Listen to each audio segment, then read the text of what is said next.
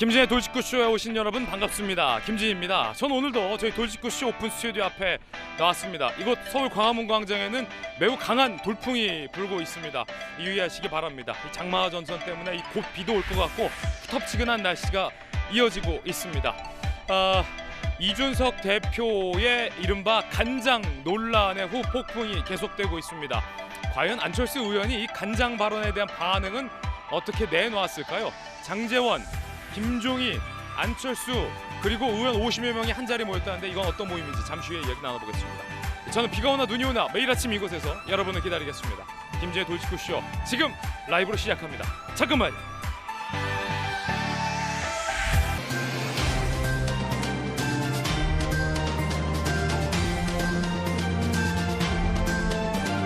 신문 읽어주는 남자입니다. 한동훈 법무부 장관이 직접 이 검수완박법에 정면 대응하기로 했습니다. 헌재까지 가보겠다라는 겁니다. 당에 이어서 법무부까지, 그리고 필요하다면 한 법무장관이 직접 나서겠다라고도 밝혔습니다.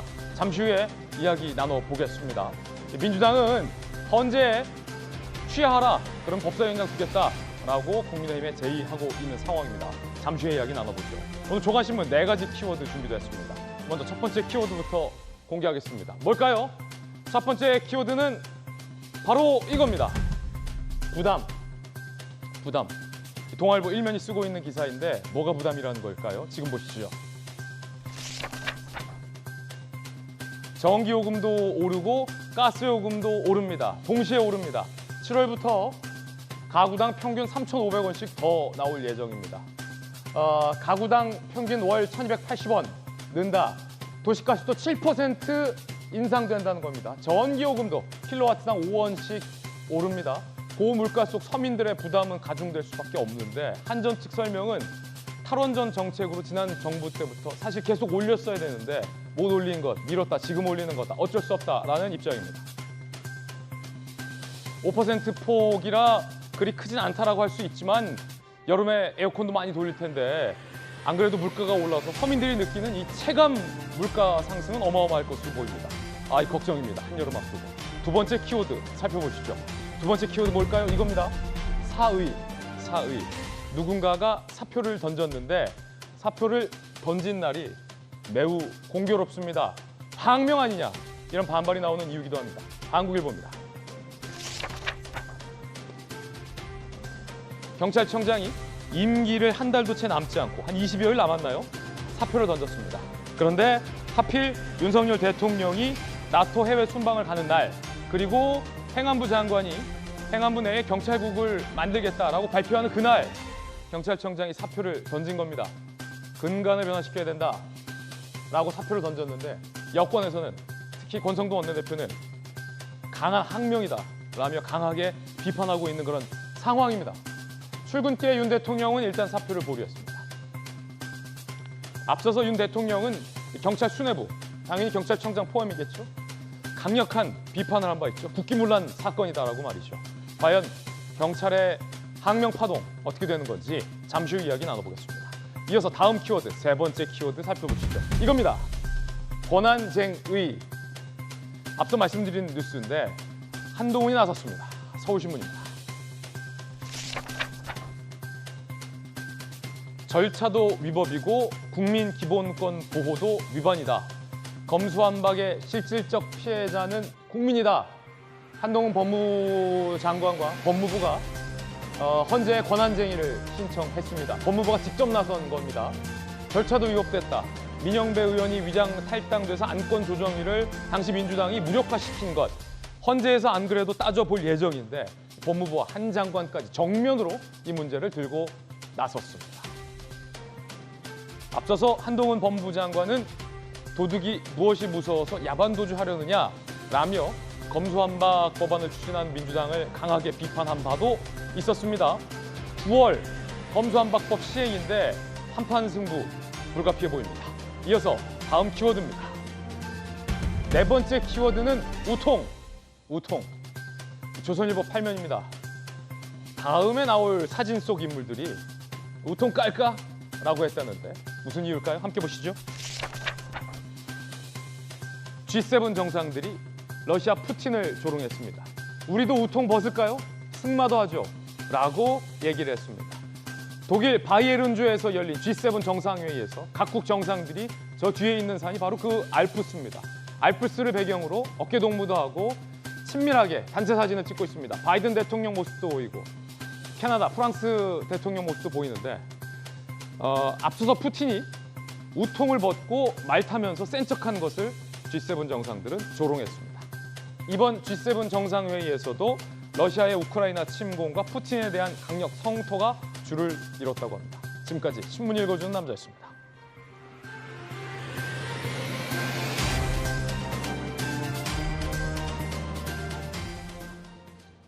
강한 돌풍이 불고 있는 아침인데 오늘 아침 돌풍을 뚫고 오신 분들 소개해드리겠습니다. 검찰 출신의 젠틀맨 김광삼 변호사님, 윤석열 대통령 당선의 1등 공신 이양수 의원 나오셨습니다. 부산에서 강한 재선 의원, 민주당 전재수 의원, 돌직구의 변호사 손정혜 변호사 나오셨습니다. 어서 오세요. 잘 오셨습니다. 모든 행동에는 TPO가 중요하다라는 말이 있습니다. 시간과 장소가 의미하는 바가 크다라는 거죠. 김창룡 경찰청장이 사표를 던졌는데 그 시점이 매우 묘합니다. 그 이야기, 첫 번째 이야기 시작합니다. 자, 이 장면을 바라보는 상반된 시선, 두 가지 시선이 오늘 조간신문들에 소개가 되고 있습니다. 경찰청장, 통제받지 않으려는 경찰의 집단 항명이다라는 경찰을 향한 비판적인 시선과 윤석열 정부가 경찰을 왜 이리 조급하고 성급하게 다루려느냐라는 현 정부를 향한 비판적인 시선, 두 가지 시선이 충돌하고 있는 하나의 장면이 바로 경찰청장의 사표 투척입니다. 어제 이상민 행안부 장관이 그 어느 때보다 막강해진 경찰은 통제가 필요하다, 공룡 경찰은 안 된다라며 행안부 내에 경찰국을 만들겠다라고 발표를 했는데 공교롭게 경찰국 만들겠다는 그날 임기 20여일 남은 경찰청장이 사표를 던진 겁니다. 들어보시죠.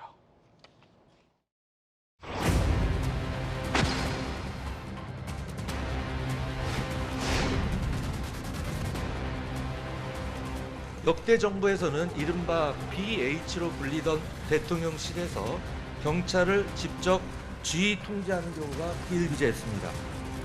행안부를 거치도록 하고 있는 헌법과 법률에 위배하여 행안부를 패싱한 것입니다. 국민 여러분들이 공룡 경찰에 대한 우려가 큰 것도 사실입니다. 지금 이 상황에서 행안부마저 손 놓고 아무 일도 하지 않는다는 것은 행안부의 직무유기입니다. BH 내에서 경찰을 통제하는 민정수석실도 없는 마당에 그 어느 때보다 막강해진 경찰이 어떠한 견제도 받지 않는 것은 행안부의 직무유기다. 그렇기 때문에 법무부 산하에 검찰국이 있는 것처럼 행안부 산하에 경찰국이 필요하다, 만들겠다라고 발표를 한 겁니다. 그런데 이날 경찰청장이 사표를 던졌습니다. 행안부 장관 발표 3시간 전 김창룡 경찰청장이 경찰국 신설 반대요라며 사표를 던졌습니다.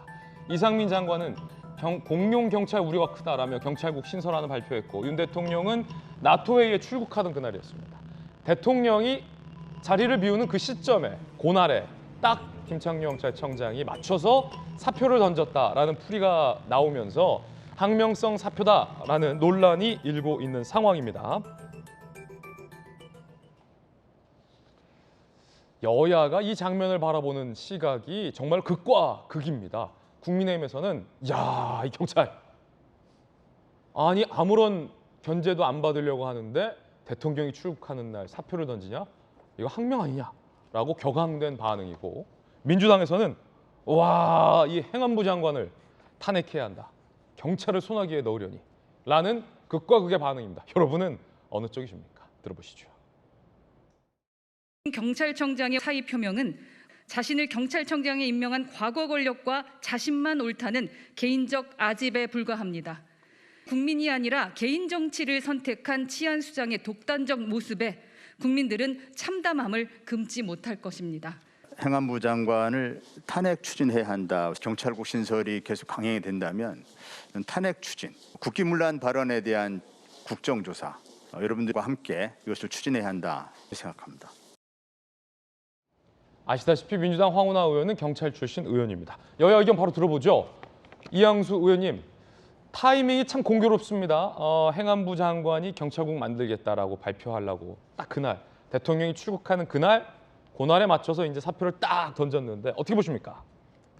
글쎄 이제 임기가 굉장히 많이 남았으면 네, 뭐 사표를 이렇게 확 던지는 게 큰 의미가 있을까 싶었었는데 사실 20일밖에 남지 않은 상황에서 20일. 네.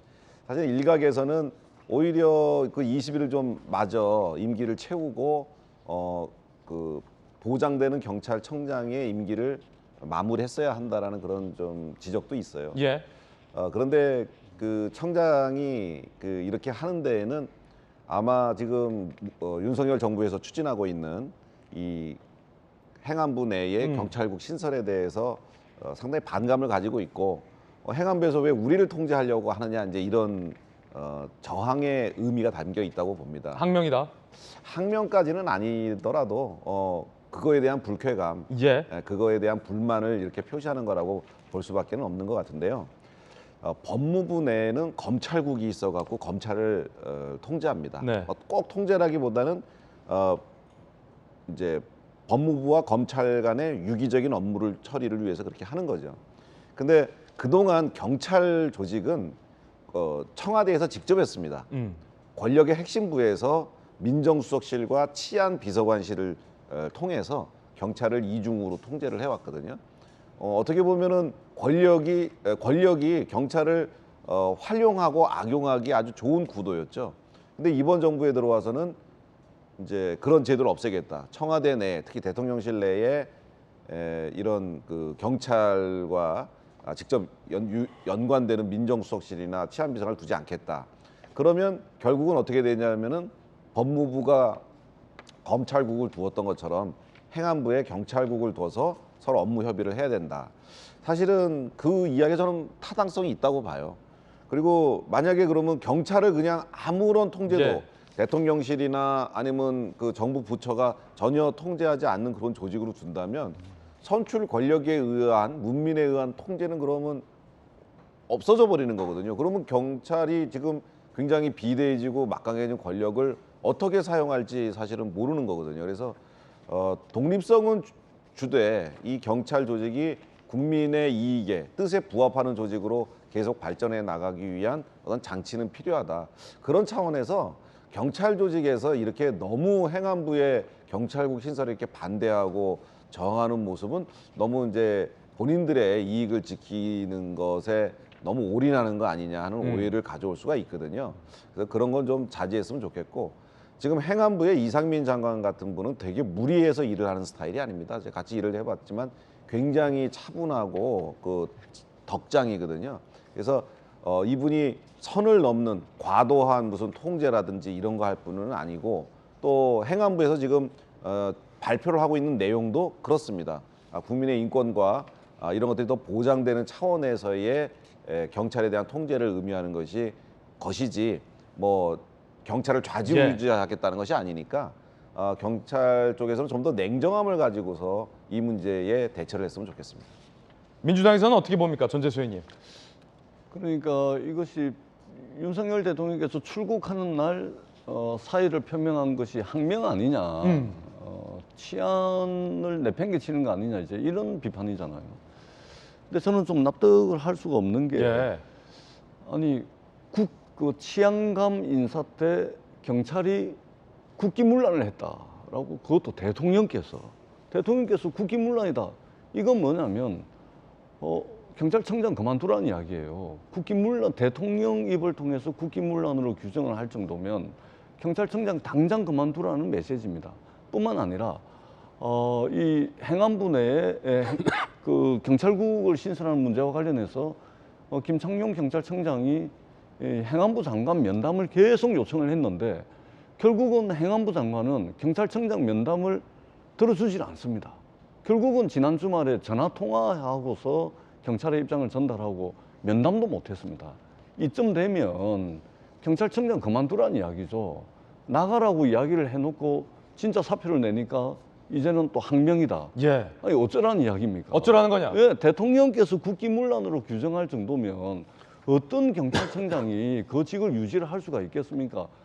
제 아무리 이 배짱 좋은 경찰청장이라 하더라도 직을 유지할 수가 없는 겁니다. 그렇기 때문에 이제 사표를 낸 것이고, 더더구나 집권 여당에서 이렇게 말씀하시면 안 됩니다. 왜 그러냐면 대통령께서 해외 순방을 나가셨는데 지금 대한민국의 테러와 관련된 정보, 북한과 관련된 정보를 총괄하는 것이 대한민국 국가정보원인데 1급 고위 간부 27명을 전부 대기 발령을 시켜버렸습니다. 해외 나가시는 마당에 테러 정보, 북한과 관련된 정보를 다 해야 되는 1급 간부들을 전부 직위 해제를 시켜가지고 국정원에 1급이 지금 없습니다. 전부 직위 해제를 다 시켜놓고. 그럼 이건 어떻게 되는 겁니까? 그리고 국정원의 1급 간부가 27명이라는 사실 자체도 보안 상황이고 기밀 상황이거든요. 그런데 이게 정부 관계자의 입을 통해 가지고 언론에 막 보도가 되고 있는 겁니다. 그다음에 해양경찰청 어떻습니까?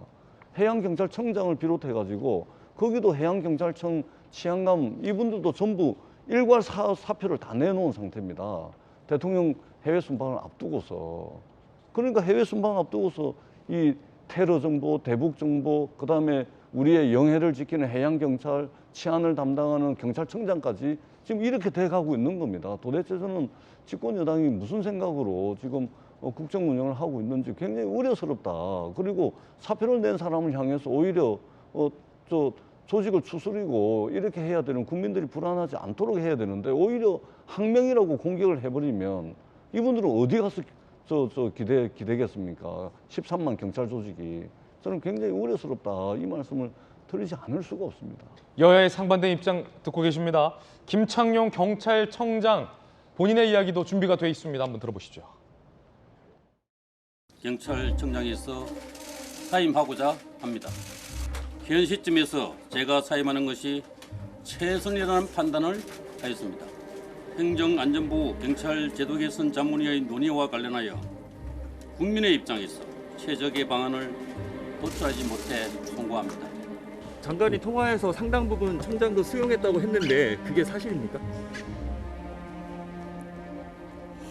저는 우리 경찰청을 입장을 말씀드렸고 장관님은 장관님의 의견을 말씀하셨습니다.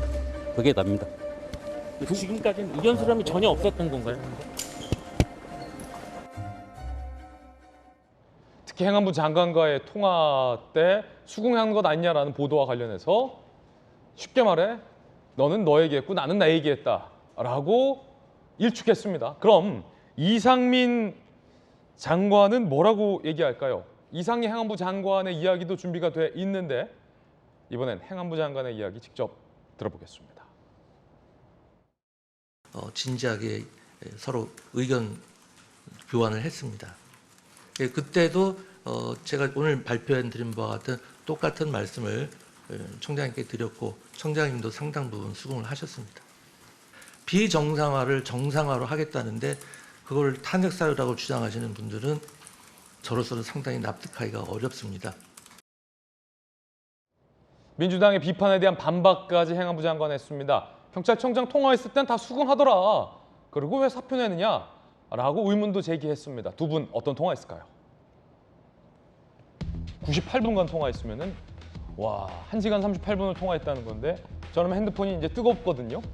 자, 김창룡 경찰청장 재구성해봤어요. 동아일보가 제도 개선 위에 경찰 통제 권관 시행을 늦추고 좀 더 의견 수렴하자.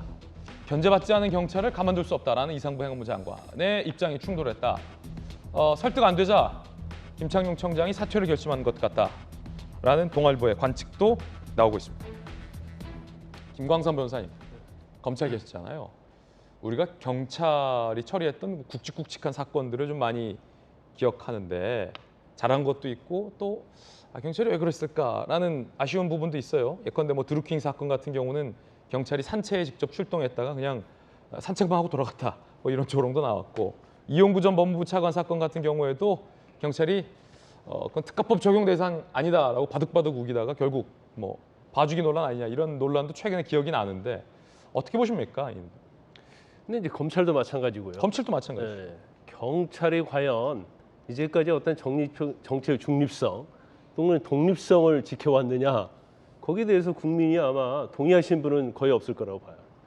이제까지 어떤 경찰의 어떤 통제나 그런 것들은 민정수석실 또는 치안비서관을 통해서 통제가 이루어졌어요. 그러다 보니까 사실 시스템 안에 안 들어와 있는 거예요. 그러면 통치권자의 자의적인 판단 또는 정부의 자의적인 판단에 의해서 경찰의 수사나 아니면 경찰의 예산이랄지 인사가 어떻게 보면 마음대로 휘둘러졌다 이렇게 볼 수도 있는 거예요. 그래서 그 때문에 그런데 이제 문제가 발생한 거예요. 어떤 문제가 발생했냐면 작년 1월에 검경 수사권 조정이 돼가지고 검찰에 엄청난 수사권 갖잖아요. 또 올 5월에 검소완박법 통과됐어요. 그리고 검찰의 수사권을 거의 다 가져갔어요. 더군다나 2024년에는 국정원에서 대공수사권 가져와요. 그럼 경찰을 견제할 수 있는 게 뭐냐? 검찰이 있었는데 검찰의 수사 지휘권이 또 폐지됐단 말이에요. 그러다 보니까 공룡 검찰, 거대한 검찰, 어떻게 보면 세계에서 사상 유례가 없는 그러한 경찰이 탄생을 한 거예요. 그럼 경찰의 어떤 이러한 거대한 권력을 어떻게 통제할 것이냐? 물론 외부적이고 독립적인 민주주의 절차에서 통제하는 게 제일 이상적이겠죠. 하지만 현재의 정부조직법이랄지 여러 가지 법 체계에 보면 경찰은 행안부에 소속이 돼 있어요. 그래서 이전에 정부들이 민정수석실이랄지 아니면 치안비서관을 통해서 통제하는 게 아니고 행안부를 위해서 통제를 해야 하는데 사실은 편법으로 통제를 된 거죠. 그러면 통제의 의미도 있지만 만약에 인사권이랄지 예산권까지 이런 것까지 전부 다 경찰이 알아서 하라고 하면 경찰은 오히려 대한민국의 최고의 무소불위의 권력기관이 되는 거예요. 그래서 행안부에 경찰국을 두는 것은 저는 불가피하다 이런 생각을 해요. 그렇지만 이제 물론 경찰의 어떤 독립성, 특히 이제 수사 관련해서 이런 부분에 있어서는 민주적 절차에 의한 통제가 가능하도록 새로운 제도를 만들어야겠죠. 근데 그런 새로운 제도를 만드는 과정에 있어서도 이제는 보면 또 경찰이 많이 반대를 했어요. 경찰위원회가 있는데 사실 위원회가 상설기구도 아니고 단순 자문기구 성격이에요. 그러니까 경찰을 통제할 수 있는 방법이 없는 거예요. 그렇기 때문에 행안부를 통해서 경찰을 어느 정도 통제하는 것은 저는 시스템 안에 들어와 있다 이렇게 보고 단지 통제 자체가 정부나 통치권자의 자의적에 의해서 수사에 영향을 미치지 못하도록 하는 방법이 또 강구가 돼야 한다 이렇게 봅니다. 자, 손정희 변호사님, 반면 이제 현 정부를 향해서는 검찰총장 출신이었고 검수완박 국면에서 이른바 속도 조절을 해달라라는 윤석열 대통령 본인의 요청이 계속 묵살당해 왔잖아요. 그랬던 어떤 피해의 경험이 있는 윤석열 정부가 속도 조절하고 여론 수렴해달라라는 의견도 왜 받아들이지 못하고 왜 이렇게 과격하고 재촉하느냐라는 비판도 있어요, 오늘. 민주당을 반면교사 삼지 못한 모습을 보이고 있다라고 말씀드릴 수 있을 것 같습니다. 사실은 경찰도 통제돼야 되는 권력이고 수사권이 확대되는 만큼 투명하고 공개적으로 국민들의 심판이나 견제와 감독을 받아야 되는 기관은 맞는데 검경 수사권 조정이라든가 검찰 수사권 조정 문제는 사실은 제가 법률을 공부할 때부터 최소 20년 전부터 검경의 수사권은 조정돼야 된다는 논의를 20년 동안 하다가 민주당에서 10년, 20년 검찰 개혁해야 된다라고 주장을 하다가 비로소 일부가 이루어졌던 것이거든요. 그만큼 논의가 어느 정도 성숙되어 있었던 상황에서 법률안이 개정이 된 겁니다. 근데 그마저도 너무 급하다. 여론 수렴이 좀 적었다. 이런 비판 속에서 이제 진행이 됐던 건데 그러면 윤석열 정부가 대통령으로서 후보 시절의 공약으로 경찰 개혁이나 경찰 통제 방안에 구체적인 공약이 있었느냐? 그 사안의 중대성을 그렇게 심각하게 생각하지 않은 상황에서 급작스럽게 이렇게 경찰국 이야기가 나오고 경찰청장 징계 이야기가 나오다 보니까 국민들이 이해가 안 가는 측면이 좀 있는 겁니다. 제 개인적인 판단은 경찰의 문제는 힘이 너무 비대고 권력이 세서 수사권을 독점하거나 기소권을 독점해서 발생하는 문제들이 아니었고 전문성이나 어떤 능력의 부실 문제가 국민들한테 지적이 있었고 오히려 너무 권력과 친한 거 아니냐. 그래서 정치 경찰이 문제가 있다. 마찬가지의 문제가 경찰에도 있었죠. 그런데 지금 행안부에서 경찰국을 만들고 행안부 장관이라는 행정 권력, 대통령한테 위임받은 권력이 직접적으로 통제하면 권력과 멀어지는 건가요? 권력과 더 가까워지는 건가요? 통제라는 미명하에 훨씬 더 권력이 사유할 가능성이 많은 형태로 지금 이걸 통제라는 명목으로 제도를 개선을 한다는 건데 약간 의아한 면이 있고 제도 개선을 하려면 오랜 기간 숙고하고 용역 업무를 통해서 외국 이빨래나 여러 가지를 검토하고 나서 해야 되거든요. 근데 지금은 그런 과정들이 좀 충분하지 않았고 국민들에게도 너무 낯선 주제이기 때문에 너무 급하다. 통제 필요하다고 생각하는 국민들 많으실 겁니다. 근데 너무 급하고 제도 개선에 대한 구체적인 논의와 용역과 이렇게 개선했을 때의 어떤 장단점이 분명히 있을 것인데 그런 역작용을 방지할 수 있는 제도는 무엇인가에 대한 아주 뚜렷한 설명이 없는 상황에서 앞으로 수사권이 넓어질 거고 그러면 경찰 권력이 많아지니까 우리는 통제를 할 수밖에 없다라는 명분과 정당성만으로는 개혁이라는 명분하에 이렇게 무리하게 추진하기에는 역효과가 있을 수 있다는 점 말씀드립니다. 자, 대통령이 부재 중일 때 사표를 던진 것, 대통령실은 과연 기류가 어떨까요? 오늘 보도되고 있는데 그 부분 함께 보시죠. 대통령실 관계자, 우리로선 이거 왜 그러지? 할 수 있는 상황. 윤 대통령이 국내에 들어오면 경위 파악해봐야 할 것. 대통령 부재 중에 치안 총수가 사표를 던진 건데 보고받은 윤 대통령이 기분 좋을 리가 있겠나라며 대통령실에서도 불쾌감을 냈습니다. 결국은 사실은 경찰을 이렇게 빨리 통제하려 하려는 이유, 정부가. 그리고 경찰에서는 경찰청장이 사표를 던지면서 공개 반발을 하는 이유는 9월에 예정돼 있는 이 검수완박 시행과 사실은 맞물려 있습니다. 검찰의 수사권이 상당수 경찰로 이첩되는 그 시점이기도 하고 잠시 후면 이 국정원이 갖고 있었던 대공수사 역량도 경찰로 이첩이 되기 때문입니다. 그래서 이 두 번째 이야기가 사실은 더 본질적인 이야기라고 할 수 있겠습니다. 주제 공개합니다. 그 길목에 한동훈 법무부 장관이 직접 나섰습니다. 검수완박은 내용도 위법이고 절차도 위법이다. 법무부가 한 장관 본인이 직접 헌재 가서 잘못된 거 따지겠다라고 직접 나선 겁니다. 검수완박법 이래저래 헌재로 갔습니다. 한동훈 장관, 검수완박법안은 개정 절차상 위헌성이 명백하다. 이거 위헌이다. 헌법에 보장된 검사의 수사와 공소 기능을 침해한다. 헌재에 권한쟁의를 청구했습니다. 국가기관 사이 권한이 충돌할 경우 헌재의 판단을 구하는 절차, 권한쟁의. 결정 내릴 때까지 9월로 예정된 법률 시행을 막아달라. 효력정지 가처분 신청까지 한 상황입니다. 두 갈래죠. 그러니까 본질적으로 이거 위헌 아니냐라며 권한쟁의를 판단해달라라는 청구를 한 것과 그 결론 날 때까지 효력정지 가처분 내달라라고 법원에 한 장관의 법무부가 직접 나선 겁니다. 내용도 위헌이고 위법이고 절차도 위법이다. 내용이 한 장관이 지금 방금 얘기했던 그 부분이고 절차적인 위법성은 민주당이 안건조정위를 무력화시킨 부분 등등을 의미합니다. 민주당 소속의 의원을 무소속으로 둔갑시키는 소위 꼼수 탈당까지 동원되면서 안건조정위가 무력화된 바 있습니다. 헌재에서 이 부분 안 그래도 검토할 예정인데 법무부 한 장관이 직접 나선 겁니다. 한 장관 이야기 들어보시죠.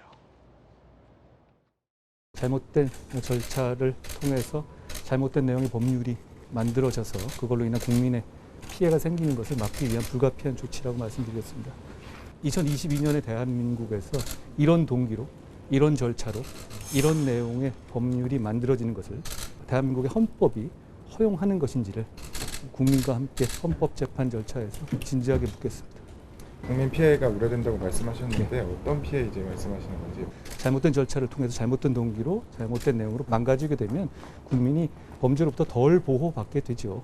그걸 막기 위해서 지금 이 경우는 명백히 그 헌법과 법률의 한계를 넘었기 때문에 저희가 청구에 이른 것이라는 말씀드리겠습니다. 장관님께서 직접 변론에 출석하실 예정이신가요? 필요하다면 제가 나갈 수도 있겠습니다. 자, 마지막 발언. 한동훈 법무부 장관이 내가 직접 변론에 나갈 수도 있다. 법무부 장관이 직접 변론에 나갈 수도 있다. 재판에 나갈 수도 있다라는 얘기를 한 겁니다. 김광선 변호사님. 현직 법무부 장관이 직접 변론에 나선 경우는 제 기억에 통진당을 해산할 때 당시 황교안 법무부 장관이 직접 나선 적이 있었는데 한 장관은 지금 그 장면을 얘기하는 것 같아요. 이 검수완박은 헌법을 따져봤을 때 위헌이 명백하기 때문에 헌재의 권한쟁의를 당연히 요구하는 거고 그 과정에서 필요하면 내가 직접 나설 수도 있다. 자신감으로 봐야 되나요? 아니면 뭐 반드시 맞겠다라는 결기로 봐야 되나요? 저는 이제 반드시 맞겠다는 결기로 봐요. 그러니까 사안의 중대성, 더군다나 지금 윤석열 정부 또 그리고 지금 한동훈 장관이 항상 검수완박법에 대해서 엄청난 비판을 해왔잖아요. 그러면 비판을 하는데 뭐 단순히 뭐 검사가 나가서 한다랄지 이제 변호사가 나가서 하는 것 자체가 어떤 의지에 있어서는 좀 약간 퇴색될 수 있는 거죠. 한 법무부 장관이 직접 나서서 변론할 수도 있다. 그럴 가능성도 저는 상당히 있다고 봅니다. 그만큼 법무부랄지 이제 검찰이 사활을 걸고 있다 이렇게 볼 수 있어요. 그런데 지금 언론이랄지 지금 뭐 방송에 나온 패널들이 중점적으로 얘기하는 것이 검찰이 수사권이 헌법에 보장되냐 보장되지 않느냐 이제 그 부분에 굉장히 중점을 맞추다 보니까 물론 거의 이론이 갈리죠. 영장 청구권은 수사를 전제로 한 것이다. 아니다. 영장 청구권은 검찰이 그냥 단순한 영장 청구권을 부여한 것이 수사를 전제로 한 것이 아니다. 이에 따라서 이제 헌법 위반이 아니냐 이것이 쟁점이다 이렇게 얘기를 많이 하고 있는데 물론 이거 자체도 쟁점 중에 하나인데 저는 개인적으로 볼 때 제일 중요한 부분 중에 하나가 바로 절차 위배예요. 절차. 예, 절차 위배죠. 그래서 일단 안건조정위원회에서 어떤 공정성을 위해서 여야 동수를 하게 돼 있잖아요. 그런데 민영배 의원이 위장탈당하면서 어떻게 보면 꼼수를 부렸어요. 이게 실질적으로 여야 동수가 아니다고 볼 수 있는 거예요. 그 부분에 대해서 또 헌법재판소가 이건 형식적으로만 여야 동수지 실질적으로 여야 동수가 아니다. 위장탈당. 그렇죠. 이렇게 판단할 가능성도 상당히 있다는 거고. 그다음에 이제 우리가 그 필리버스터 관련해서도 국민의힘이 필리버스터 못하도록 쪼개기를 했잖아요. 예. 이것도 어떻게 보면 편법이고 국회의원의 심의 표결의 권을 침해한 거라고 볼 수 있거든요. 그래서 이런 부분이 문제가 될 수 있고 또 가장 큰 문제 중에 하나가 뭐냐면 상임위를 통과한 법안과 본회의를 통과한 법안이 틀려요. 다르죠. 그러면 본회의를 통과한 법안이 상임위를 통과 안 한 거나 똑같단 말이에요. 이건 엄청난 절차적 흥결이 있거든요. 그렇기 때문에 이 절차 위배가 굉장히 중요하게 됐다. 단지 영장 청구권과 관련된 부분에 국민의 기본권 침해 여부는 사실은 뭐 이렇게 판단할 수도 저렇게 판단할 수 있지만 절차 위배의 문제는 이거 너무나 명확하기 때문에 절차상 하자가 명백하다. 그렇죠. 아무리 좋은 법이고 취지가 좋다 하더라도 절차에 흔결이 있으면 그 법은 무효거든요. 그래서 이제 헌법재판소에서 어떻게 결정하냐가 중요한데 예. 단 헌법재판소는 법적 기관이다 보기는 정치 기관이에요. 그런데 현재 헌법재판관 9명 중에서 8명이 문재인 정부에서 임명한 분들이에요. 그중에서 한 5분은 굉장히 진보 성향을 가지고 있기 때문에 설사 이런 하자가 있다 하더라도 법률 자체가 원천 무효다 이렇게까지 판단할지 안 할지는 두고 봐야 합니다. 그렇군요. 자, 전재수 의원님, 민주당 입장에서는 민주당이 통과한 검수완박 법안에 대해서 한동훈 법무부 장관이 정면으로 지금 반기를 든 모양새입니다. 내용도 위헌이고 절차도 하자가 많다. 내가 반드시 맞겠다. 내가 나가겠다. 그럼 민주당에서 누가 나옵니까?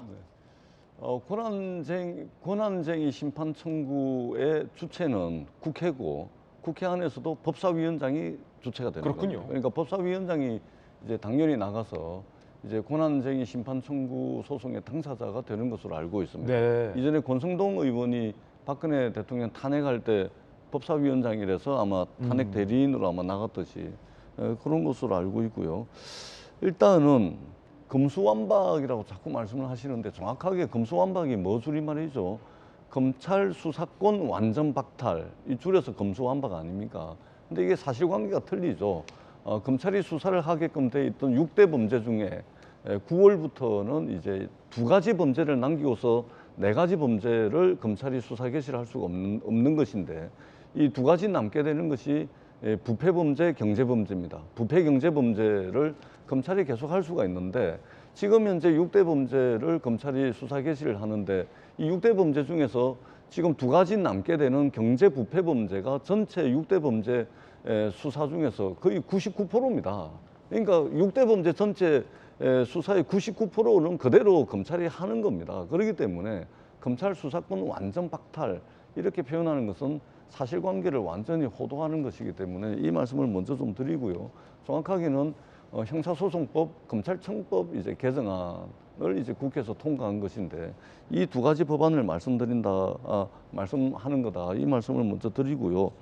그다음에 권한쟁의 심판 청구 같은 경우는 일단은 그 내용상으로 위헌이다. 이것은 이미 공수처 설치 때 헌법재판소가 내린 결정이 있습니다. 헌법재판소가 고위공직자 범죄수사처를 만들 때 이거를 판단을 했을 때도 수사권에 관한 사항은 입법 사항이다.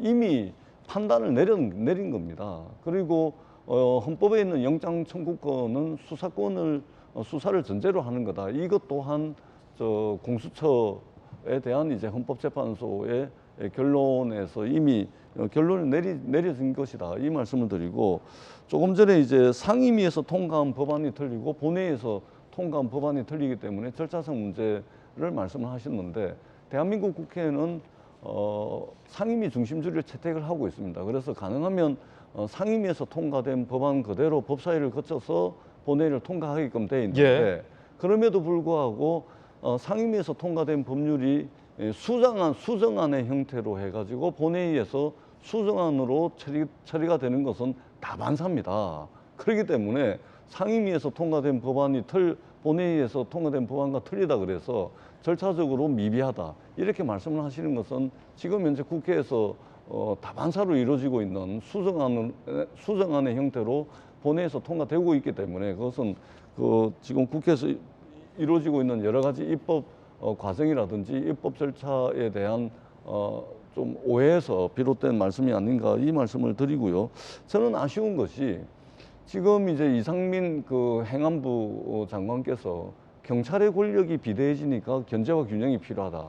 그래서 행안부 내에 경찰국을 신설한다. 이렇게 말씀을 하시는데 그럼 역으로 내사, 수사, 기소, 영장 청구, 공판, 공소 유지까지 모든 형사사법 절차의 독점적 권한을 가지고 있는 검찰의 어떤 권력 집중 이것에 대한 견제와 분산, 권력을 나누고 분산하기 위해서 형사소송법, 검찰청법을 개정한 것에 대해서는 왜 이렇게 장관까지 나서서 막으려고 하는 건지 왜 검찰을 대하는 자세와 경찰을 대하는 자세가 이렇게 하늘 땅처럼 180도 완전히 틀린지 저는 의아해할 수밖에 없는 것입니다.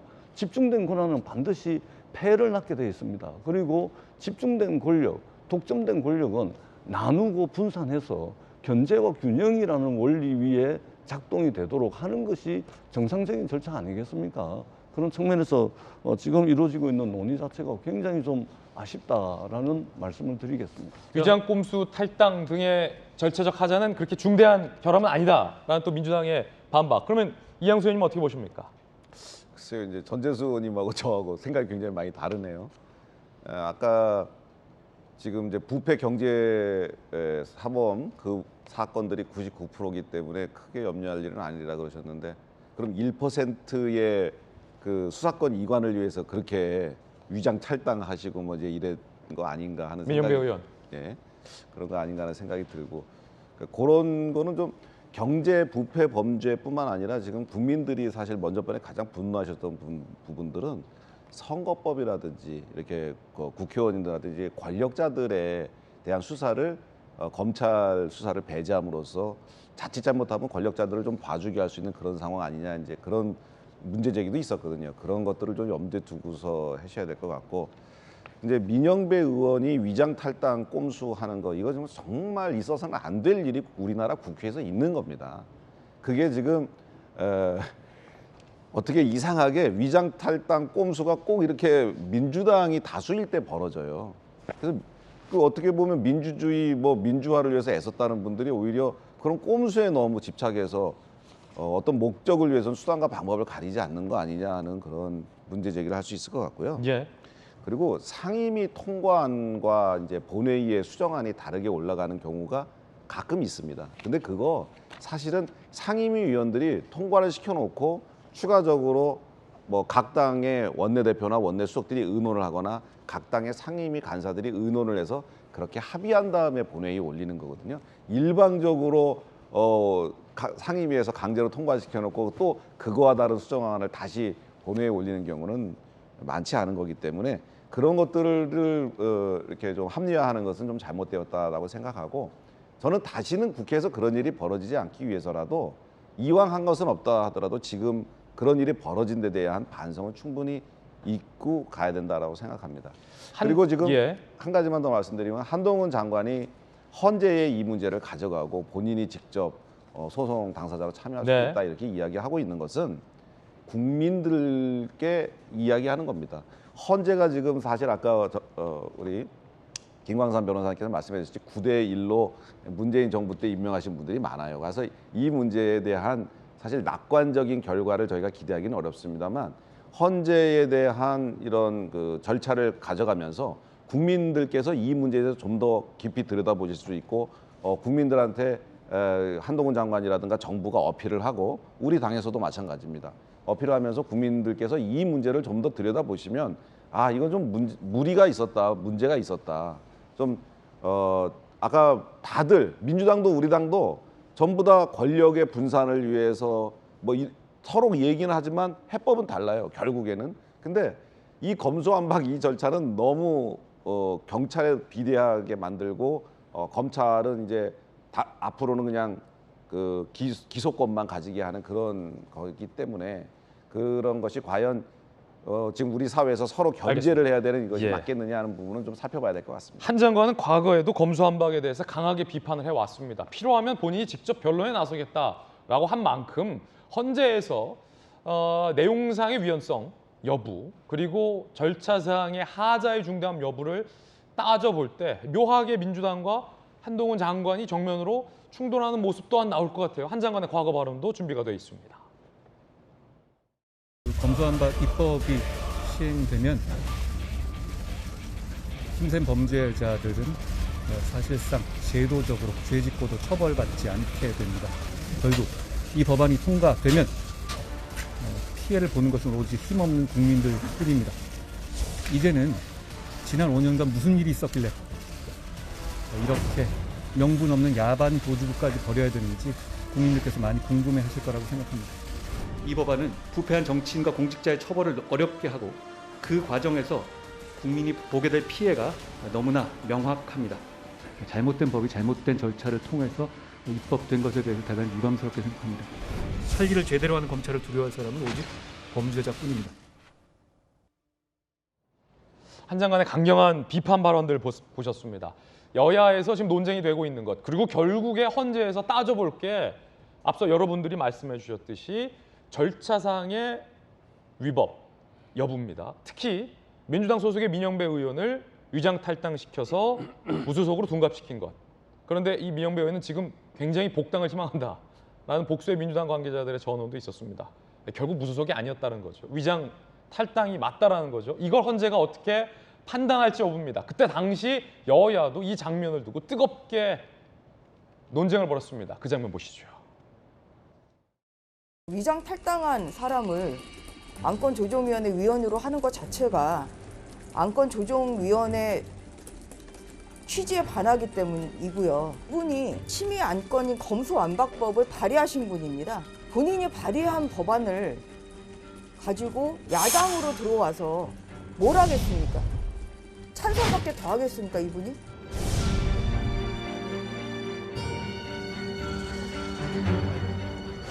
위장 탈당은 국회판 위장 전입이지요.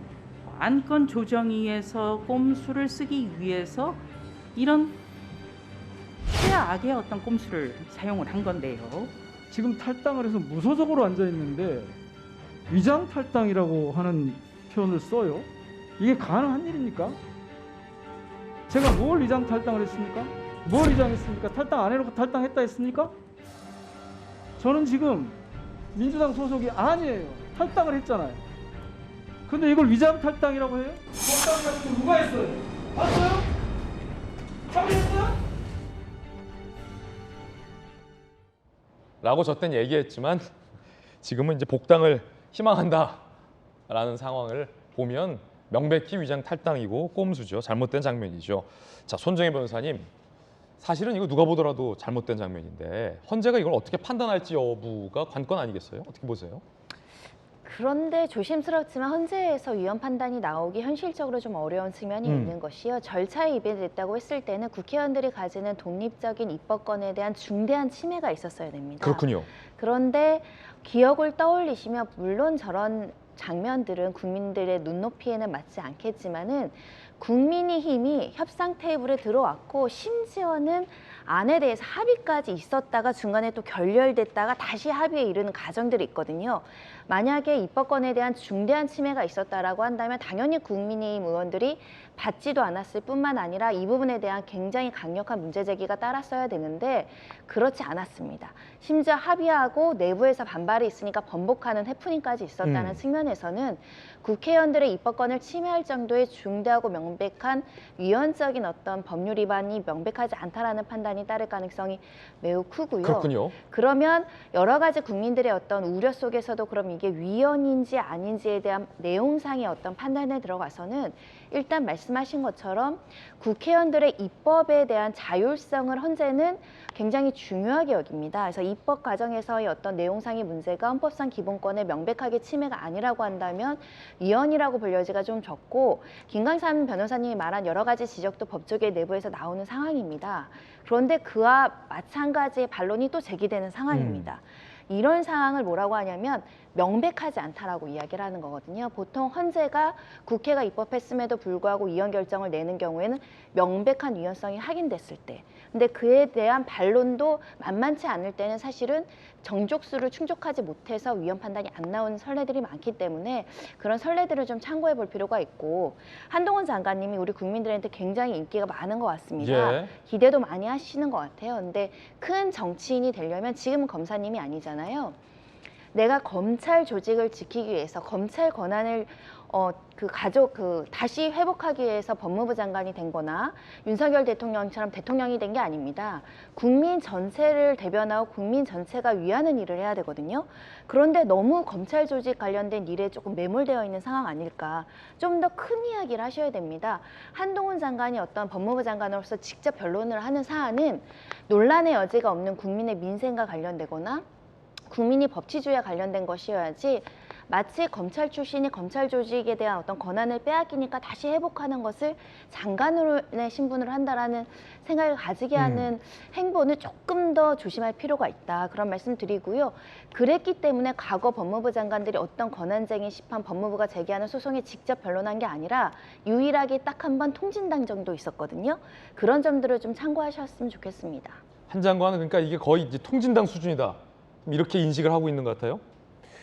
근데 이제 헌법재판소에서 이제 위헌 결정할지 이제 합헌 결정을 할지는 잘 모르겠어요. 이제 권한쟁의와 관련해서. 그런데 우리가 정말로 이제 각성해야 할 부분이 있어요. 아까 전재수 의원께서 아니 상임위에서 통과는 아니에요. 수정돼서 본회의에서 통과되는 것이 뭐 다반사다 이렇게 얘기했잖아요. 이게 정상적인 건 아니잖아요. 잘못된 거 맞잖아요. 절차 위배 맞잖아요. 또 유장 탈당한 것도 사실은 이번 한 번만이 아니에요. 국회가 관행적으로 많이 했던 행동이단 말이에요. 행태단 말이에요. 쪼개기도 마찬가지죠. 자신들의 어떠한 법 통과를 위해서 편법으로 쪼개기 한 거예요. 이것도 사실 따지면 엄기 때문에 유법인데 이제까지 국회의 어떤 자유적 권한, 입법 권한 이걸 존중한 거거든요. 저는 헌법재판소 재판관들이 이제는 좀 사명감을 갖고 국민을 위해서 일한다는 생각을 해야 한다고 봐요. 자기의 어떤 정치적 성향이랄지 아니면 자기의 어떤 유불리 이런 거 따지지 말고 잘못된 관행이 있었다고 한다면 그걸 너무나 이건 정치의 영역이고 국회의 영역이니까 우리가 관여 안 된다. 그게 아니고요. 위배됐으면 위배됐다고 판단을 해줘야지 국회가 다시 이런 나쁜 짓, 잘못된 짓을 반복하지 않을 거 아닙니까? 그래서 저는 헌법재판관들이 이제 어떻게 할지 두고 봐야겠지만 이게 정말로 절차 위배가 법에 위반된다고 한다면 너무 정치적으로 판단하지 마라. 이게 법적으로 엄격히 판단하고 잘못된 관행이라고 한다면 삼권분립돼 있잖아요. 헌법재판소 이거 분명히 지적하고 잘못했으면 잘못됐다고 지적을 해야지 이런 나쁜 관행들이 없어진다고 봐요. 그래서 위헌이 됐건 아니건 됐든 간에 정확히 원칙에 의해서 판단을 해야 하는 게 맞다 이렇게 봅니다. 이 말씀 꼭 드리고 가야 되는데 본회의에 상임위에서 통과된 법안이 수정안의 형태로 본회의를 통과되는 것이 나쁜 관행이고 잘못된 관행이고 나쁜 짓이다 이래 말씀을 하시는데 김광삼 변호사님 그거 절대 아닙니다. 국회 법이 정한 절차와 과정에 따라서 본회의에서 수정안으로 통과되는 것은 많습니다. 왜 그러냐면 아니 합의에 의한 수정안이라면 그건 정당하겠죠. 제 이야기 들어보세요. 근데 그 합의에 의한 수정안이 아니잖아요. 국회 법이 정한 절차와 과정에 의해서 상임위에서 통과된 법안이 본회의에서 수정안의 형태로 통과되는 게 굉장히 많습니다. 왜냐하면 국회에서 통과되는 법이라는 것은 이해관계가 상충하기 때문에 합의된 그리고 조율된 이해관계를 법률안의 형태로 국회에서 통과를 시키는 것입니다. 그렇기 때문에 상임위에서 통과된 법안이라 하더라도 사회적 논란이 있거나 또는 정치적 이해관계가 절충해야 될 필요가 있을 때는 수정안의 형태로 본회의에서 통과되는 겁니다. 그것은 나쁜 짓이 아니고요. 잘못된 관행이 아니고 이해관계를 달리하는 집단들의 어떤 절충, 합의 이것을 국회가 보장하고 있는 겁니다. 오히려 민주주의에서 권장돼야 되는 것이지 그것이 나쁜 것이고 그것이 잘못된 관행이다 이렇게 말씀하시는 것은 원칙적으로 상임위에 통과된 민주주의의 기본 논리와 맞았잖아요, 상권 분립의 법상. 근본적인 취지 그다음에 국회에서 이루어지고 있는 입법 절차를 전혀 모르시고 하시는 말씀입니다. 아니 모르는 이 게 말씀을 아니고요. 분명하게 드립니다. 제가 상임위에서 통과된 국회의원입니다. 법이 상임위에서 논의를 거친 법이 본회의를 통과하는 게 일이에요. 맞잖아요. 저희가 늘 하는 그것을 나쁜 짓이라고 말씀하시면 아니 법 위배는 맞죠. 국회 입법 절차를 완전히 무시하는 겁니다. 국회법의 취지를 좀 아시고 말씀을 하셔야 된다. 아니 그럼 상임위에 통과 안 된 법을 마음대로 하겠습니다. 본회의에서 수정하고 통과되는 게 맞아요? 그게 절차상? 자 여기까지 국회 듣겠습니다. 입법 권한이니까 존중해야 하는 겁니까? 조금 그게? 더 살펴보세요. 예, 예. 살펴보시고 말씀하세요. 두 분의 의견 충분히 전달해 드렸고요. 여기까지 듣겠습니다.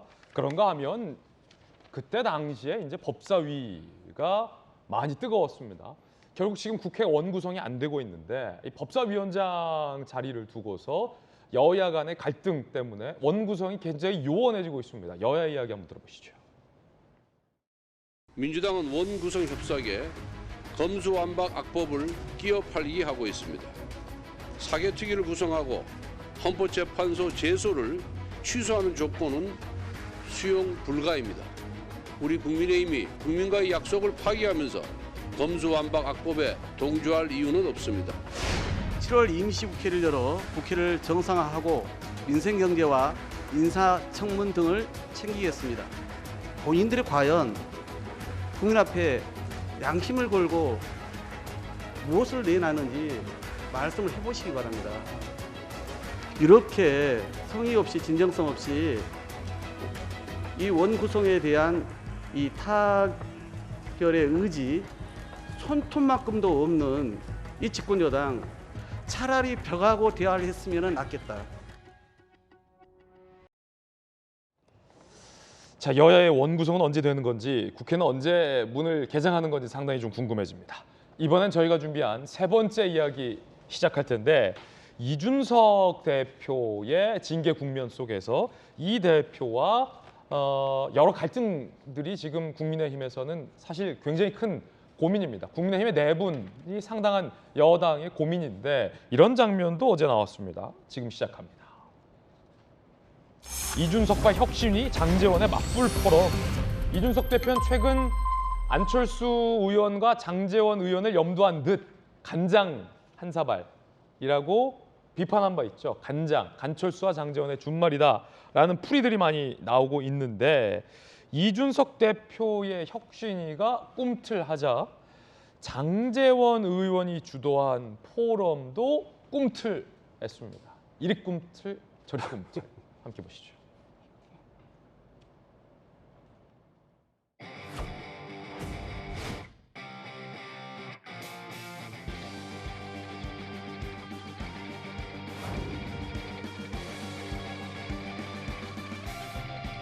안철수 의원이 포럼에 참석한 걸 두고도 또 그런 얘기가 사실 나오기는 하는데 세력화라는 게 어떤 내가 일을 했기 때문에 세력화라는 얘기를 하는 거예요. 포럼은 있던 거고 재개를 했고 다양한 콘텐츠를 가지고 의원 영진 모임을 할 거고 근데 거기에 세력화라는 거는 너무 과장된 과한 해석 아닌가?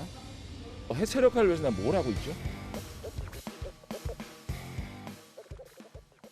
이준석과 혁신위가 움직임을 보이자 장제원 의원이 김종인 전 비대위원장까지 모셔서 안철수 의원과 함께 의원들 50여 명이 우르르 운집을 했다. 일종의 이준석 대표를 향한 상당한 어떤 견제구다. 잽이다. 이런 분석도 나오고 있습니다. 장제원 의원 본인은 내가 무슨 세력화를 했느냐라고 항변을 하고 있습니다만 이준석 대표가 이른바 윤핵관을 저격했습니다. 익명으로 인터뷰하는 분들은 모두 공성전 대상이다. 공격해야 할 대상이다라고 말이죠. 들어보시죠. 우리가 지금까지 다루지 않았던 문제들 용기 있게 다룰 수 있어야 되는 것이고 비겁한 사람들에게도 경종을 울리는 그런 계기가 돼야 된다. 할 말이 있는데도 타인의 압력으로 할 말 하지 못하는 사람들, 가까이는 항상 언론에 익명으로밖에 인터뷰하지 못하는 분들 모두 다 공성전의 대상입니다. 이른바 윤핵관 의원들을 향해서 이준석 대표는 연일 비판을 하고 있습니다. 사실 이 대표의 여러 언론 인터뷰를 통해서 나타낸 이 대표의 본심은 이 징계 국면이 나를 흔들려는 모종의 계획이다라고 인식하는 것 같고 그 중심에 이른바 윤핵관이 주도한 건 아니야라는 의심을 이 대표는 하고 있는 것 같다라는 분석도 상당히 많은 보도를 통해서 나오고 있습니다. 그 과정에서 이른바 간장 발언이 나왔죠. 안철수 의원을 폄훼하는 듯한 간철수 장제원의 준말이다라는 해석이 나오는데 이 대표는 뭐 부인도 인정도 하지 않았습니다만 자 그렇다면 이 간장 발언에 대한 안철수 의원의 반응은 뭘까요? 들어보시죠. 간장에 대해서 따로도 하신 말씀 없으시죠? 한국말인데 무슨 뜻인지 모르겠네요. 뭐 속이 타나 보죠. 이준석 대표의 그 갈등이 이준석 대표님하고 어떤 갈등이 있어요? 저하고?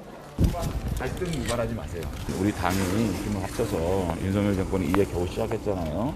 후반기 개혁 시작되고 그런 차원에서 우리 그 정부를 잘 뒷받침할 수 있도록 당이 돼야 되겠다고 말씀하신 거지. 그 맥락 그대로 이해해 주세요. 이 대표와 내가 무슨 갈등이 있냐라고 했지만 장제원 의원이 이 대표를 직접 겨냥해서 비판을 했고 그러자 이 대표가 뒷고이를 안 먹으니까 미끼를 안 무니까 직접 나선다. 간장 한 사발 할 것 같다. 라며 다시 장제원 의원을 비판한 바 있죠. 갈등은 분명히 존재합니다. 간장에 대한 안철수 의원 반응이 상당히 흥미로운데 손정희 변호사님. 한국말인데 무슨 말 하는지 모르겠다. 안철수 의원이 너스레를 떨었어요. 간장이 무슨 뜻이죠? 한국말인데 모르겠다. 라며 그 뒤에 한 말이 본심인 것 같은데 이 대표가 속이 타나 보죠. 지금 이준석 당대표와 사이가 안 좋다고 알려진 분들 있잖아요. 그리고 뭐 대통령의 이제 측근들이거나 이제 국민의힘에서 굉장히 당권 주자로서 이름이 나오시는 분들은 전략을 세운 것 같습니다. 이준석이랑 말 섞지 말자, 회피하자, 뭔가 공격이 오더라도 방어조차 하지 말자. 이런 전략이 있는 게 아닐까 생각이 들어요. 첫 번째로는 당권을 같이 경쟁하는 사람이긴 하지만 여전히 이준석 당대표에 대해서는 조금 어리다. 뭐 이런 시각이 좀 깔려 있는 것 같고요. 또 이준석 당대표가 자초한 면이 좀 지나치게 가벼운 언사로서 공격을 한다. 거기에 말려드는 순간 사실 이준석 당대표의 어떤 입심? 여기에 이제 이겨내기 어려운 약간 수렁에 빠질 수 있다. 이런 생각을 하는 게 아닐까 생각이 들고요. 그래서 적절한 판단이라고 생각합니다. 국민의힘을 대표하는 여러 가지 이제 정치인들이 사소한 간장이라는 단어라든가 뭐 미끼라는 단어라든가 이런 거에 이제 현혹이 되거나 이런 걸로 국민들한테 표현돼서는 안 된다고 생각이 되고요. 중심을 잡고 그 책임에 맞는 그 중책에 따른 어떻게 보면 국민들에게 좀 점잖은 표현으로서 당권 경쟁이든 서로의 어떤 공격이든 이런 것들도 할 필요가 있지 않을까 생각이 들고요. 그래서 안철수 의원께서 지금 나오는 간장이라는 단어를 모르지 않을 겁니다. 근데 어색하니까 허허허허 하신 게 아닐까 생각합니다. 예, 그런가 하면 이 대표는 윤핵관을 또 때렸다라는 보도가 나옵니다. 함께 보시죠. 정진석 부의장과의 갈등, 배현진 최고와의 갈등, 그리고 안철수 장제원 의원과의 갈등, 또 윤핵관과의 갈등. 이 대표가 연일 비판을 하고 있는데 대통령과 친윤의 생각이 같으면 큰일 난다고 본다. 나라 걱정해야 할 상황이다. 김종인 비대위원장은 친윤이라고 스스로 주장하는 분들이 모인 곳에 가서 너희 대통령 발악이네 라고 한 거다. 그 모임이 진짜 윤 정부 성공을 위한 모임이라면 오늘 느낀 게 많아야 할 것이다. 그런데 안 느낄 걸, 모를 걸 이라며 비판을 했습니다. 장제원 의원과 김종인 비대위원장과 안철수 의원 등등 의원 한 58명 가까이가 모인 그 모임을 이준석 대표는 강하게 비판했습니다. 자기들이 지금 뭘 잘못하는지도 모를 걸이라고 얘기를 했는데 이양수 의원님은 저 모임 가셨습니까? 예, 다른 일이 있어서 못 갔습니다. 아, 안 가셨습니까? 네. 이 대표의 비판 어떻게 보십니까? 근데 사실 지금 자꾸 이 대표와 윤핵관들과의 뭐 좀 갈등이 있는 것처럼 이준석 대표도 좀 이야기하시는 것 같고 그다음에 언론에서도 그렇게 분석하시는 분들이 있는 것 같은데 저는 좀 다르게 보고 있습니다. 그 지금 이양희 윤리위원장을 그 자리에 앉힌 분이 이준석 대표세요. 그렇죠. 그리고 지금 그 소위 친윤계 의원들 사실 뭐 지금 뭐 다 친윤계죠. 우리 당의 뭐 많은 의원님들이 이준석 대표가 어떤 안 좋은 일로 인해서 그 대표 자리가 거리가 되는 거를 바라지 않습니다. 저 뭐 지금 세간에 언론에 많이 나오는 이런 문제들이 사실이 아니고 그래서 이준석 대표의 말씀이 맞고 그래서 당이 안정되게 유지되기를 다 바라지 그것이 사실이 돼서 뭐 당대표가 무슨 일이 생기는 걸 아무도 원하지 않고 있어요. 그래서 어떻게 보면 그 이준석 대표가 앉힌 이양희 윤리위원장님의 그 윤리위 조사 결과 그것과 대표 간의 어떤 문제지 당의 국회의원들과 뭐 소위 말하는 친윤계 의원들과의 어떤 그 갈등설 이건 좀 바람직하지 않은 것 같고요. 그리고 사실관계가 맞지도 않는 것 같고 그럼에도 불구하고 이제 당내에서 지금 그 뭐 포럼 모임을 하고 이렇게 하는 것은 사실 굉장히 자연스러운 건데 이상한 눈으로 지금 봐주시는 거거든요. 왜냐하면 우리 당은 혁신을 계속 해 나가야 되기 때문에 당 내에 당대표 지시로 혁신위원회를 만들 수 있습니다. 혁신을 계속해 나가야 되죠. 그리고 또 의원들끼리의 공부 모임도 계속 여러 가지가 있습니다. 근데 장제원 의원이 상당히 좀 요즘 중요한 위치를 차지다 하다 보니까 의원들이 뭐 관심 있는 분들이 좀 많이 가셔갖고 그런 이야기가 지금 나오는 것 같은데 대표도 의원들의 어떤 그 모임이나 행사나 그다음에 그런 공부 모임이나 정치 활동에 대해서 너무 폄훼해서는 안 되고 그리고 또 당대표가 어떤 추진하는 일들을 의원들이 개별적으로 뭐 소위 말해 이 대표 말씀대로 익명으로 비난하고 이런 일은 저는 없었으면 좋겠고 다 당을 위해서 나라를 위해서 필요한 일들이니까 다 존중받고 성의 있게 다 이루어져야 된다고 생각합니다. 친윤이라고 주장하는 분들이 그 모임에서 느낀 게 많아야 할 텐데 못 느낄 걸이라는 이 대표의 전망에 대해서는 동의하십니까? 그거 아까 좀 전에 제가 완곡하게 말씀드렸는데 그런 식으로 그 모임의 성격이라든지 그 모임에 참여하는 의원님들을 폄훼하는 것은 바람직하지 않다고 생각하고요. 서로가 서로를 존중하는 그런 분위기에서 당이 이루어져 나가야 된다고 생각합니다. 이 대표가 배현진 최고의 악수를 거부한 이유 마치 돌직구쇼의 김영주 의원은 당랑권을 보는 것 같다. 이렇게 손을 피하는 것을 라고 표현도 했는데 그 이유에 대해서 본인이 직접 밝혔습니다. 사실관계에 부합하지 않은 내용으로 흠집내기를 시도했기 때문이다. 한편으로는 프레임 씌우고 타박하면서 한편으로는 웃는 얼굴로 다가오고 나는 앞뒤가 다르면 강하게 배척한다. 이 대표가 굉장히 특유의 어떤 솔직함이 있죠. 그런데 이게 좀 거칠고 뭐랄까 정치권에서 보기 힘든 면이 있다 보니까 이를 받아들이는 사람들에게 다양한 평가가 나오는 것 같은데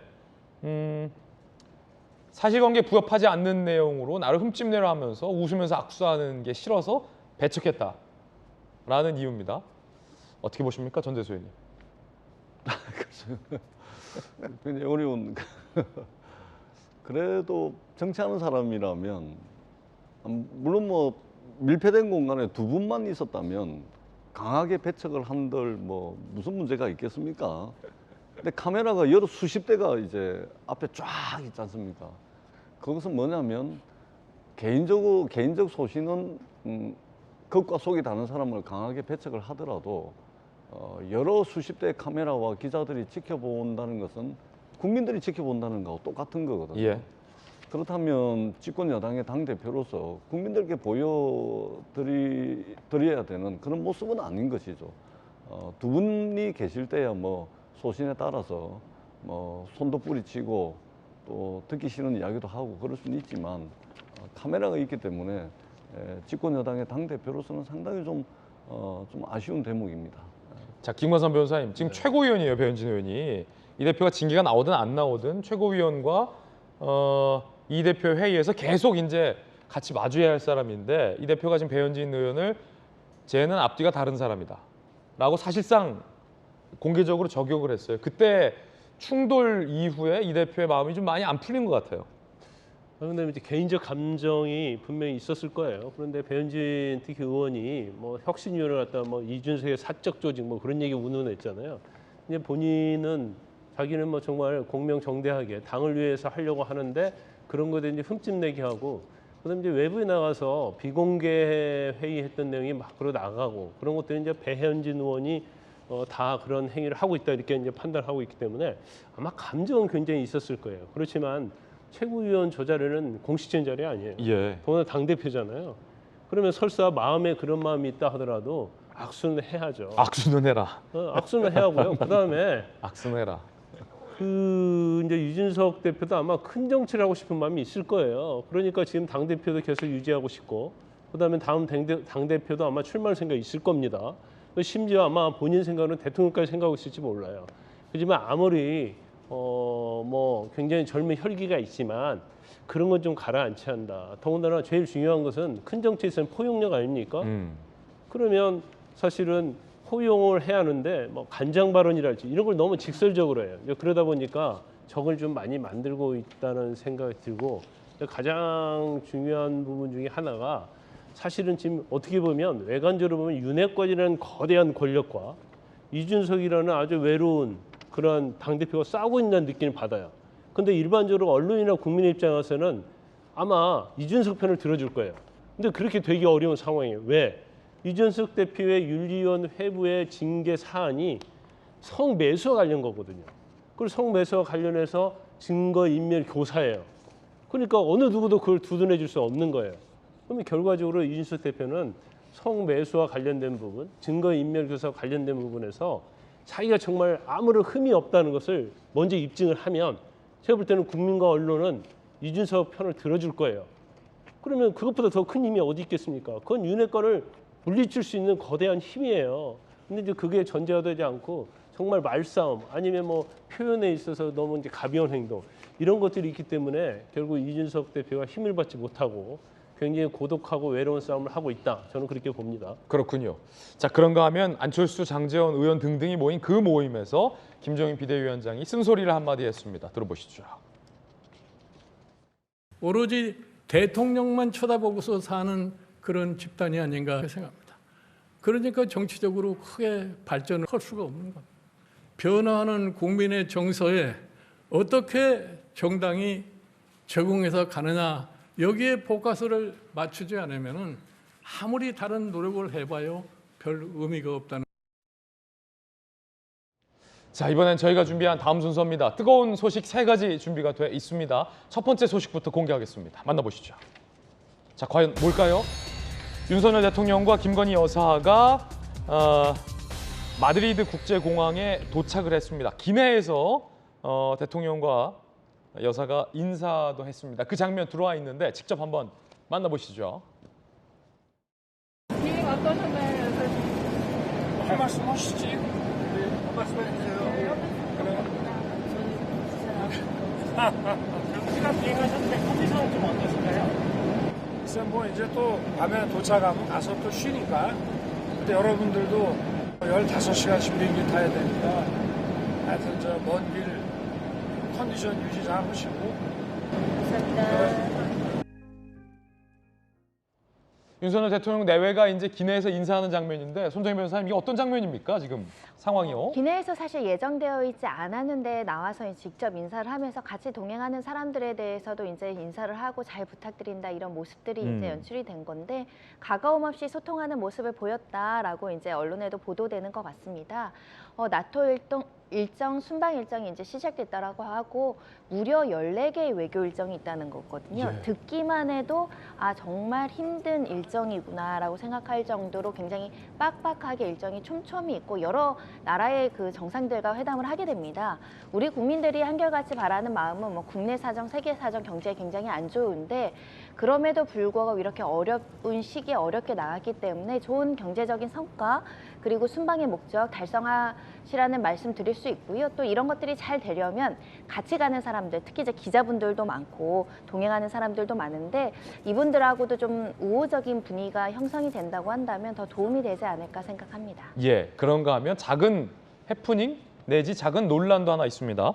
윤석열 대통령이 나토 순방을 떠났고 환송길에 권성동 원내대표도 나와서 환송을 했는데 그 자리에 이준석 대표의 모습이 보이질 않는다는 겁니다.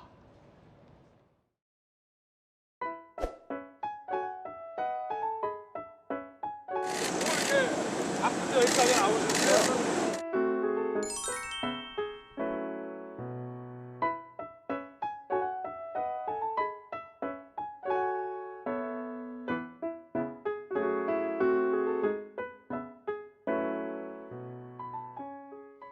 자, 권성동 원내대표가 환송길에 나온 건데 이준석 대표가 없어서 정치권에서는 여러 가지 얘기들이 많습니다. 일단 권 원내대표 이야기 들어보시죠.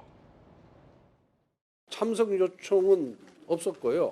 그래서 제가 정무수석한테 가야 되는 것 아니냐 그랬더니 굳이 바쁘면 안 와도 된다는 반응이었습니다만은 우리 당에서 배출한 대통령께서 첫 정상회담을 하러 출국하는 길이기 때문에 많은 분들은 전혀 공식적으로 요청이 없었거든요. 그래서 제가 자진해서 그냥 가는 겁니다. 대통령 환송은 아니다 싶게 여기시는데요?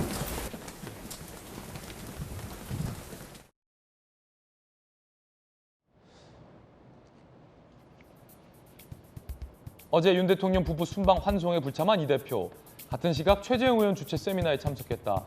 환송 행사 않기로 통보받았다. 대통령께서 허례허식 말라는 모습 보이셨겠다는데 부합하는 게 맞지 않냐. 가면 윤리 때문에 갔다고 할 거고 안 가면 대통령이 불편해서 안 간다고 할 것이다. 이 대표 고민도 있군요. 전재수 의원님, 그래도 대통령 첫 순방인데 당대표가 안 갔다. 어떻게 보십니까? 그러니까 제가 이제 청와대 부속실장을 했잖아요. 그렇죠. 예, 저도 이제 대통령 내부 모시고 이제 해외 순방 뭐 실무회담, 뭐 공식 국빈 방문 뭐 이런 거 이제 많이 수행을 해봤는데요. 대통령 의전과 관련해서는 시간 난다고 가고 시간이 안 난다고 안 가고 그런 차원의 문제가 아닙니다. 이것은 대통령 의전은 정해져 있는 프로토콜이 있습니다. 그렇기 때문에 이준석 대표 말씀대로 무슨 허례의식에 치우치지 않겠다. 그래서 안 갔다. 이거는 이제 대통령 의전과 관련해서는 상관없는 이야기입니다. 반드시 가야 됩니다. 반드시 가야 된다? 집권 여당의 원내대표와 당대표는 반드시 가는 것이 대통령 의전이고 프로토콜이다. 아마 안 간 경우가 거의 없을 겁니다. 이 대표는 왜 안 갔다고 보십니까? 불편한 거죠. 예. 그러니까 대통령실에서 좀 이제 윤리위 징계 심판을 앞두고서 대통령이 좀 도와줬으면 하는 그런 바람이 있는데 오히려 대통령실이 이제 거리를 두고 있는 거 아니겠습니까? 그러다 보니까 이제 불편함을 이제 언론에 말하자면 이 갈등을 조금 더 키워서 어떻든 윤리심판원의 이 위기로부터 스스로 탈출을 해야 되는 그런 국면이기 때문에 오히려 대통령을 끌어들여서 갈등을 조금 더 키우는 그런 측면이 있지 않겠나. 그래서 꼭 가야 되는 대통령 의전을 깨버리는 그런 상황까지 간 것으로 보여집니다. 그렇군요. 자, 이 논란을 의식할 듯 권성동 원내대표는 다른 분들은 왜 안 갔냐라는 기자의 질문에 요청이 없었는데 제가 자제해서 간 겁니다 라고 딱 얘기를 했는데 보도는 지금 다 이렇게 나오고 있어요. 전재수 의원님의 의견도 들어봤는데 이양수 의원님. 네. 그래서 이 대표가 안 간 겁니까? 정확한 이유는 알 수 없지만 대통령께서 별도의 순방에 출발하는 행사는 별도로 안 하는 게 좋겠다라는 그런 의견을 존중해서 이준석 대표는 안 가신 것 같고요. 이제 권성동 원내대표도 그런 말씀을 하셨기 때문에 정무수석한테 한번 물어본 것 같아요. 내가 좀 가야 되냐 말아야 되냐 그랬더니 뭐 정무수석은 글쎄 관례상 와야 되는데 뭐 대통령께서 또 그런 환송 행사는 좀 안 하는 게 좋겠다 그랬는데 어떻게 될지 모르겠다 그랬지만 권성동 대표는 그래도 가서 얼굴 한번 보는 게 먼 길 떠나시는 분에 대한 예의다 생각해서 간 거기 때문에 이 문제에 대해서 너무 큰 의미를 두는 것보다는 뭐 각자의 판단에 의해서 그렇게 됐나 보다 이렇게 이해해 주시면 좋겠습니다. 이양수 의원님은 왜 안 갔습니까? 저는 뭐 당대표도 아니고 원내대표도 아니라서 나중에 뭐 당대표나 원내대표 되면 가겠습니다. 알겠습니다. 두 번째 뜨거운 소식 실루엣 공개합니다.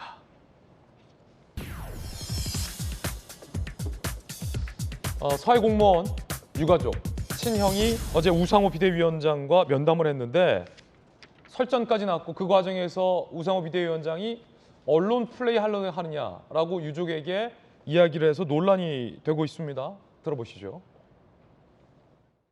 민주당에서 13일까지 의결이 되지 않으면 문 전 대통령을 바로 고발할 생각입니다.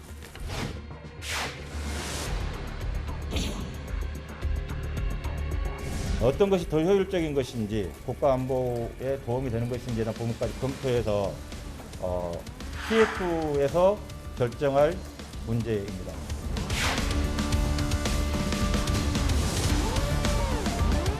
언론들을 불러서 공개적으로 합시다. 그래서 관련된 분들의 의견을 들으려고 하는 목적이니까. 아주 언론 안 보기 전에 막 소리 지르시길래 언론 플레이 하시려고 그러세요? 내가 이렇게 한마디 말을 했죠, 뭐. 그럼 제가 황당해서, 아니 지금 유족이 이렇게 브리핑하는 게 언론 플레이입니까? 라고 따졌죠. 우상호 비대위원장의 발언 논란인데, 김건삼 변호사님, 사실은 이 유가족에게 할 말이 있고 안 할 말이 있는데, 우상호 비대위원장이 앞서서 공개적으로 이게 뭐가 중요한 일이냐, 서른 의원은 아무것도 중요하지 않은 일이라고 했다고 본인이 바로 그 발언을 회수한 바도 있었는데, 유가족에게 언론 플레이 하러 하냐, 우 비대위원장이 이제 어떤 심정으로 그런 얘기를 했는지는 이해가 되긴 합니다만, 그래도 유가족에게 언론 플레이 하려느냐, 이 적절한 발언이라고 할 수 있습니까? 우리 이제 언론 플레이라는 자체를 굉장히 부정적으로 쓰고 있잖아요. 그럼요. 부정적인 의미를 가지고 있어요. 그런데 사실 이제 민주당 입장에서는 사회 공무원과 관련된 월북으로 판단한 것에 대해서 이제 아무런 문제가 없고, 그 당시 여러 가지 SI랄지 여러 가지 자료, 기록을 보면 이제 월북이 많다, 이렇게 뭐 한 점의 부끄럼도 없다, 이렇게 생각하고 있어요. 이제 그런데 이 문제가 계속 대두되는 이유가 사실 이제 공무원 유족들이 계속 제기를 하잖아요.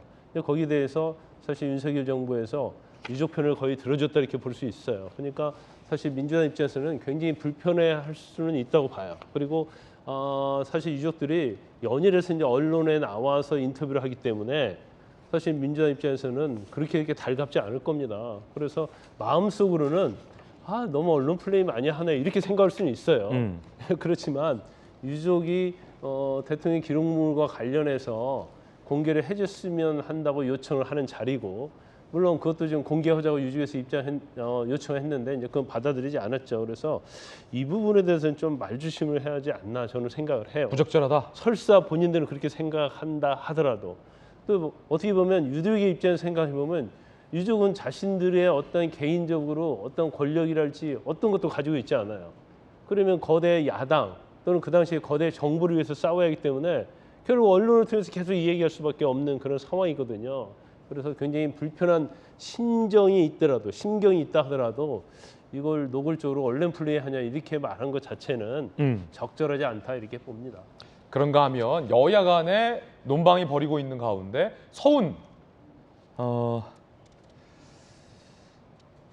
미국행이 논란이 되고 있습니다. 이거 어떤 얘기일지 함께 보시죠. 하태경 의원, 만행에서 국방부가 추정으로 국방부 입장을 바꾼 핵심 배우가 서훈 전 실장이다라고 지목을 했습니다. 그런데 최근 미국에 가 있다. 원래 연구원 활동하려면 제2원 비자로 나가야 하는데 관광 비자로 급히 나갔다. 석연치 않다. 정부 핵심 당국자. 장기간 체류하기 위해 징검다리 성격으로 일단 서둘러 단기 비자 받아 나간 것 같다라는 설명도 나오고 있습니다. 즉 핵심 배우로 서훈 실장을 지목했고, 최근 방미하는 게 석연치 않다. 뭐 급해서 그렇게 단기 비자 받아서 급하게 갔느냐라고 의혹을 제기했습니다. 그러자 서훈 전 실장은 반박했습니다. 싱크탱크 초청으로 미국에 머물고 있다. 사실규명 위해 필요하다면 그렇게 하겠다. 회피하려도 없다라고 하태경 의원과 서훈 전 실장이 서로 논쟁을 벌이고 있는데, 방미 과정이 석연치 않다. 두 분 어떻게 보십니까? 지금 뭐 대한민국의 국정원장을 지낸 분이 수사를 회피하기 위해서 방미를 하고 그 다음에 대한민국에 돌아오지 않는다. 그거는 저는 좀 상정하기 어려운 상황인 것 같고요. 뭐 어떤 사정이 있어서 저렇게 간 것 같은데, 일단 하태경 의원이 지금 진상조사 TF에서 여러 가지 지금 문제들을 찾아내고 있는데 그 성과가 상당한 것 같습니다. 처음에 공무원이 문제가 됐을 때 저희가 농해수위라서 저거를 상임위에서 아주 깊이 이제 봤었는데 정부의 발표를 도대체 신뢰할 수가 없었습니다.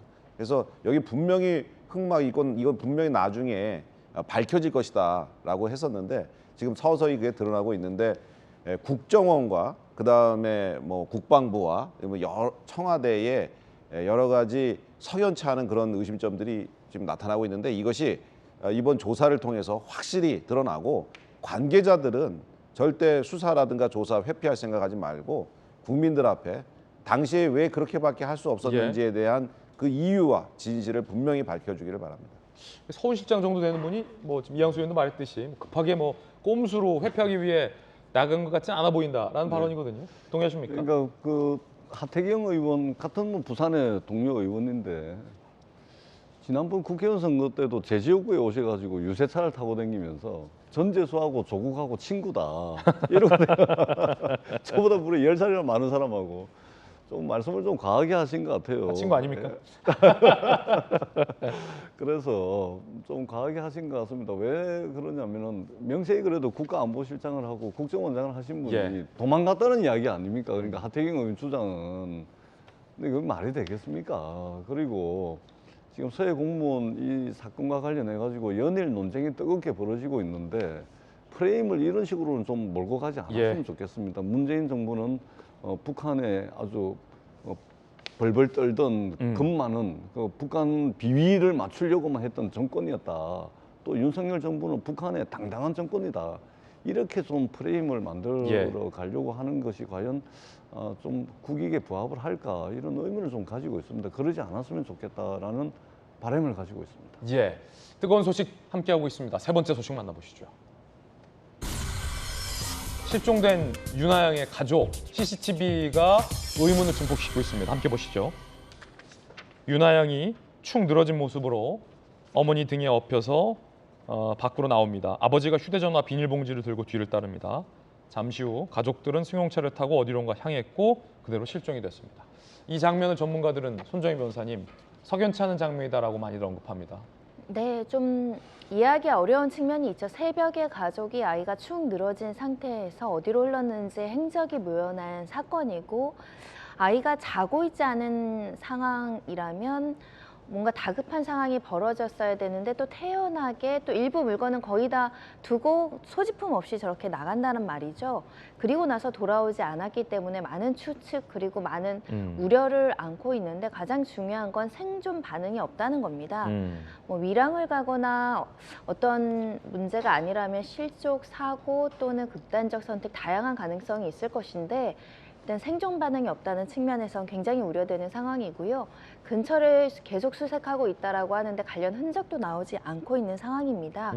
좋은 소식이 있길 바라지만 또 그렇지 않는다고 하더라도 하루빨리 소식을 좀 정리가 돼야 되지 않을까라는 생각을 하고 있고요. 아이 사진 많이 나오고 있는데 주변에서 혹시나 이런 가족들을 보신 분들이 있다면 좀 신고를 해주셔야 될 것 같습니다. 체험학습도 급히 신청했고 숙소도 당일 예약했다라고 서둘러 예약했다는 것도 좀 석연치 않고 생활고가 좀 있습니까? 생활고가 추정되는 상황이었죠. 왜냐하면 일부 보도에는 카드빚이 1억 정도 이제 남아진 상황에서 독촉서가 굉장히 많이 왔었고 또 별다른 직업이 없는 상태이고 원래 자영업을 했었는데 그것도 폐업된 상태이고 어머니도 이제 일을 하지 않기 때문에 생계가 좀 어려운 상황에서 숙박했던 펜션 같은 경우는 1박에 한 40만 원이면 적지 않게 좀 비싼, 좀 높은 수준의 금액이라고 말씀드릴 수 있거든요. 그런데 펜션을 가면 통상의 가족들이 보여지는 뭐 여행을 한다거나 관광을 한다거나 물놀이를 한다거나 이런 장면은 없고 10살 아이가 얼마나 놀러 나가고 싶었을 텐데 방에만 있었다는 거거든요. 그 경위가 무엇인지 이 가족에게 어떤 사연이 있어서 완도까지 가서 방에만 있었고 저 상태로 지금 실종된 상태인지 좀 밝혀져야 될 것 같습니다. 저희들이 상상하는 비극적인 후속 보도가 없기를 제발 간절히 바라보겠습니다. 60초 광고 보고 돌아오겠습니다. 예, 오늘 저희가 준비한 소식 모두 다 전해드렸습니다. 바람도 많이 불고 또 비 소식도 예보가 돼 있습니다. 건강 조심 또 피해 조심 하시기 바라겠습니다. 저희들은 내일 아침 8시 50분에 인사드리겠습니다. 오늘 하루는 분명 어제보다 나을 겁니다. 좋은 하루 되십시오. 고맙습니다.